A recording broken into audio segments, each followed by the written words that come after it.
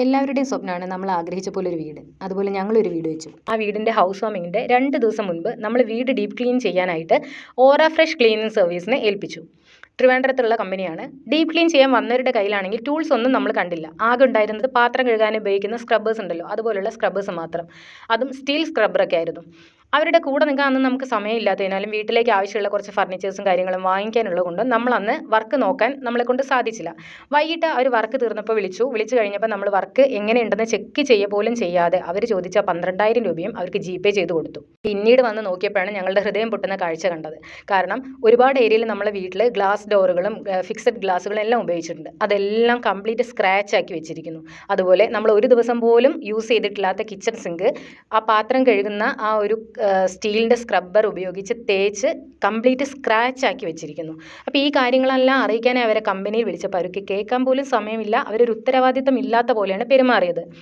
ഒരു professional company അല്ലേ എന്ന് കരുതിയാണ് നമ്മൾ ഈ വർക്ക് അവർക്ക് കൊടുത്തിട്ടുണ്ടായിരുന്നത്. പക്ഷേ ഇങ്ങനൊരു റെസ്പോൺസ് അല്ല നമ്മൾ അവരുടെ കയ്യിൽ നിന്നും പ്രതീക്ഷിച്ചിട്ടുണ്ടായിരുന്നത്.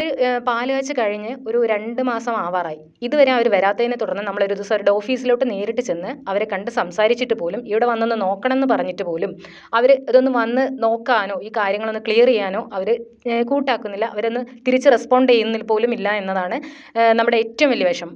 ഒരു കമ്പനിയെയും നമ്മൾ തരം താഴ്ത്തി കാണുകയോ അവരുടെ ഒരു ബിസിനസ്സിനെ ബാധിക്കുന്ന തരത്തിലൊന്നും പറയണ്ട, ഒന്നും ചെയ്യണ്ട എന്ന് കരുതിയിട്ടാണ് അവരോട് തന്നെ കാര്യങ്ങൾ സംസാരിച്ചത്, വിളിച്ച് സംസാരിച്ചതും നേരിട്ട് ഓഫീസിൽ ചെന്ന് സംസാരിച്ചതും. പക്ഷേ അവരുടെ ഭാഗത്തുനിന്ന് നമുക്ക് ഒരു റെസ്പോൺസും കിട്ടാത്ത സ്ഥിതിക്ക് നമ്മൾ നിയമപരമായി മുന്നോട്ട് പോകാൻ തന്നെയാണ് തീരുമാനിച്ചിരിക്കുന്നത്.